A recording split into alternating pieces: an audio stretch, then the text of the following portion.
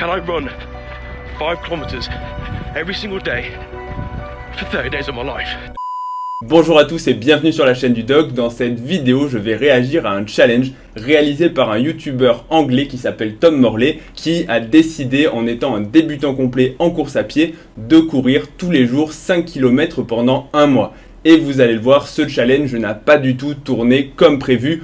On peut même dire qu'il a fini très mal. Avant de commencer la vidéo, n'oublie pas, laisse un pouce bleu sur la vidéo et un abonnement à la chaîne. Non seulement ça soutient, mais en plus ça va nous permettre d'atteindre tous ensemble le défi d'être plus d'1 million d'abonnés sur cette chaîne avant la fin de l'année. Ok, il y a un gros silence gênant dans le genre des défis irréalisables. Bon allez, ça va être dans le thème de ce genre de défi. On va démarrer la vidéo générique. I've been on the side too long, don't know my pain's a nightmare. Devil on my back, fuck that and overdose. As much as it doesn't look like it yet, I spend a lot of time in the gym, but I also spend the majority of my time sat on my desk doing freelance work, college work.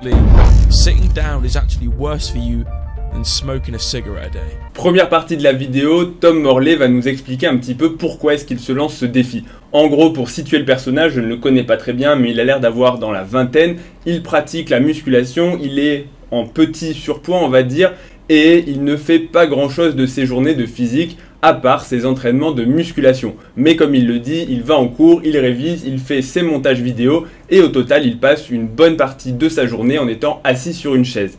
Et le souci quand on est assis, et ça pour le coup il a raison, il y a beaucoup d'études qui l'ont montré, c'est un équivalent de sédentarité. En gros, vous allez augmenter votre risque de mortalité, votre risque de maladies cardiovasculaires, de maladies métaboliques, comme le diabète. Et c'est un petit peu contre-intuitif parce que moi aussi en tant que pratiquant de musculation, j'ai envie de me dire que comme je vais à la salle de sport, en gros 1 heure à 1 heure et demie, plusieurs fois par semaine, alors il y a des semaines j'y vais 4 fois, d'autres j'y vais 5-6 fois, mais globalement je pense que dans la tête de beaucoup de personnes on se dit c'est pas très grave si je ne fais pas grand chose le reste de la journée, si j'ai un métier totalement sédentaire, par exemple être assis à un bureau, puisque le sport que je fais compense. Et la réponse, c'est que non, ça ne compense pas. Rien ne vaut une activité physique de faible intensité, mais qui va être répétée dans la journée. En gros, de faire des pas plusieurs fois dans la journée, de se déplacer, de prendre les escaliers, bref, de rester actif tout au long de la journée. L'autre chose qui est importante de noter, et on fait souvent l'opposition entre les sports de force, typiquement la musculation, le powerlifting, tout ce que vous voulez,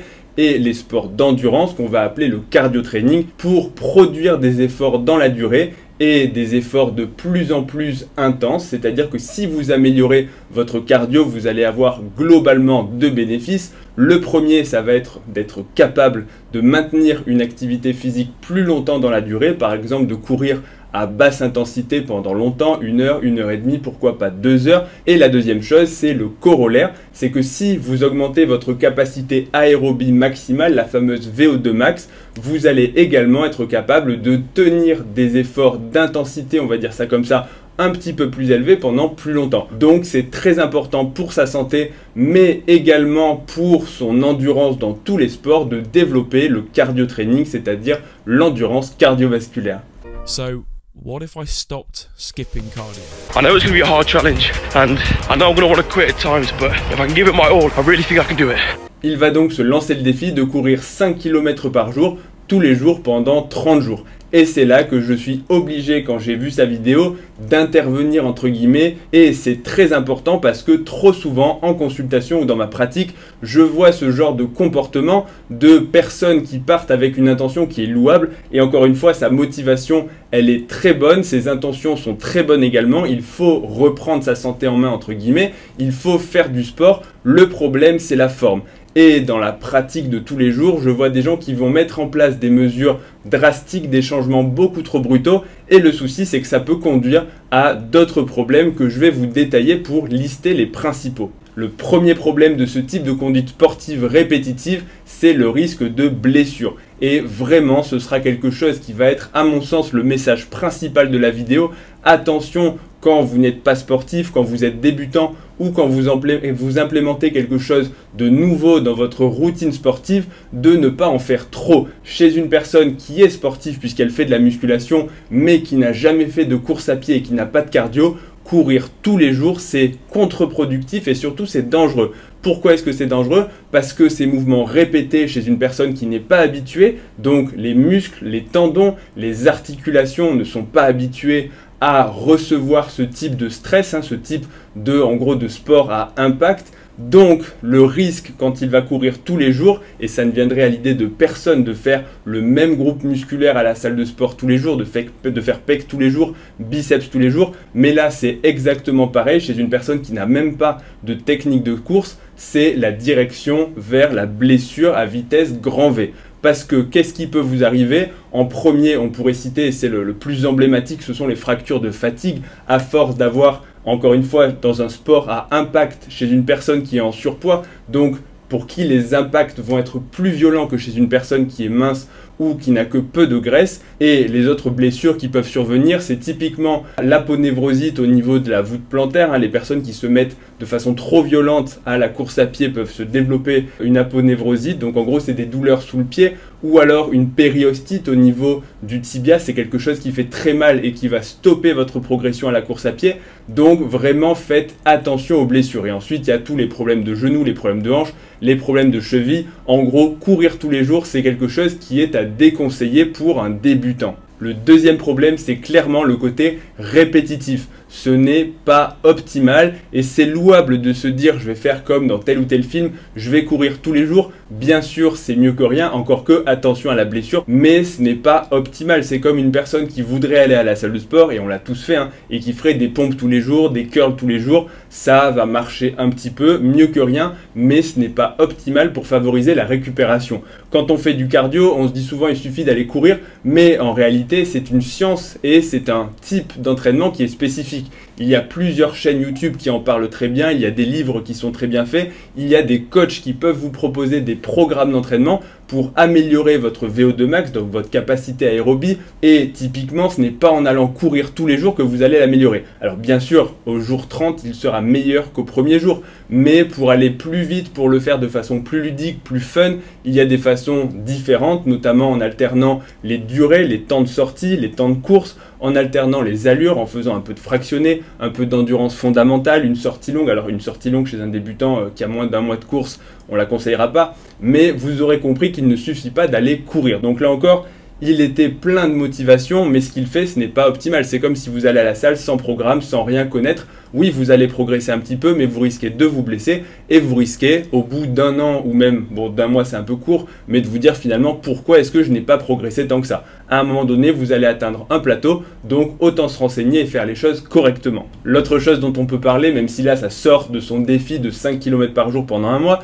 mais c'est que pour les personnes qui voudraient vraiment aller, entre guillemets, un petit peu plus vite, tout en diminuant le risque de blessure, et même si vous êtes débutant, c'est de varier les sports. En gros, vous pouvez faire de la course à pied qui est un mode de cardio, mais vous pouvez faire aussi du vélo, vous pouvez faire de la natation, vous pouvez faire un petit peu de football, même à la salle de sport, vous pouvez faire par exemple du chariot, là comment on appelle ça, le truc à pousser, le sled avec des poids de façon un peu prolongée, vous pouvez faire des circuits training, vous pouvez faire du sac de frappe en allant tranquillement et en essayant de tenir le plus possible. Pourquoi faire tout ça quand votre objectif c'est vraiment votre condition physique globale? C'est que vous allez diminuer votre risque de blessure, tout simplement parce que vous n'allez pas avoir que le même type de stress. Si vous faites de la course à pied, comme je l'ai dit, il y a des impacts. Dans la natation, vous n'en aurez pas. Dans le vélo, ce sera encore différent. À la boxe, ce sera encore différent. Bref, vous allez diminuer le risque de blessure articulaire, de surcharger une articulation en particulier, typiquement la cheville et les genoux chez les personnes qui font de la course à pied.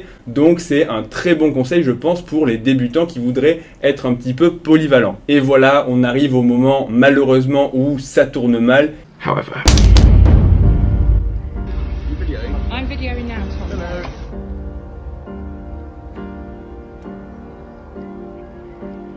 Ok, là on arrive dans le dur, il se fait une fracture du tibia et de la fibula, comme on peut le voir sur la radio. Il n'explique pas clairement comment. Plusieurs personnes se demandent est-ce que c'est une fracture de fatigue sur une personne qui aurait couru de façon trop importante avec des os fragilisés. Donc la définition de la fracture de fatigue, comme je l'ai dit un peu plus tôt, c'est une fragilisation progressive des os qui peut survenir avec le même effort répété de façon trop intensive quand l'os n'a pas le temps de se reconstruire. Ça peut, cette récupération insuffisante, être liée à un régime trop restrictif, pas assez de minéraux, pas assez de calories pour reconstruire l'os, à certaines pathologies, carence en vitamine D, ou alors chez les femmes, entre guillemets, une ostéoporose. Alors pourquoi les femmes? Ça peut bien sûr survenir aussi chez les hommes, mais c'est plus fréquent chez les femmes ou avec l'âge. Ensuite, il y a un traumatisme qui est minime, ça peut simplement être un pas un peu trop appuyé, ça peut parfois être même rien du tout, c'est la définition, il n'y a pas de traumatisme véritable comme quand on chute ou quand on a un accident ou n'importe quoi.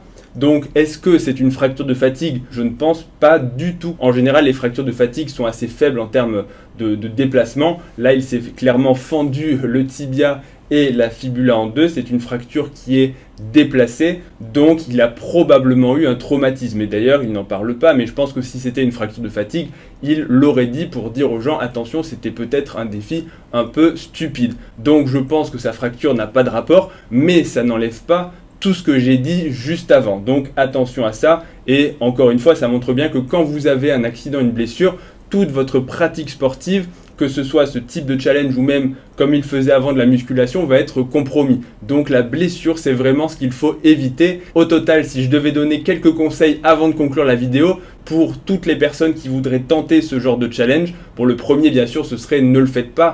Parce que si vous êtes débutant, la première chose à faire, c'est d'être progressif dans l'effort.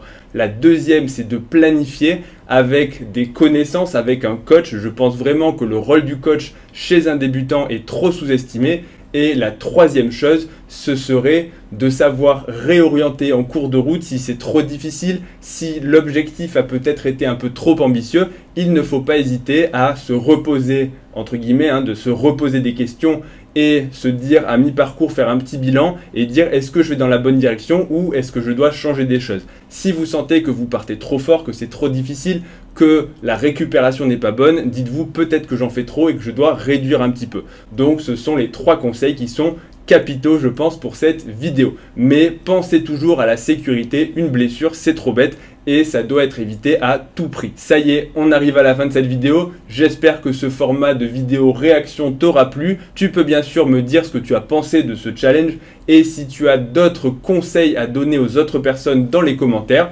N'oublie pas le pouce bleu, l'abonnement à la chaîne, les 1 million. Bon, allez, comme je l'ai dit, on va revoir l'objectif à la baisse. 500 000, ce sera déjà pas mal avant la fin de l'année. Rejoins-moi aussi sur TikTok et sur Instagram. Et je te dis à bientôt pour la prochaine vidéo. Salut!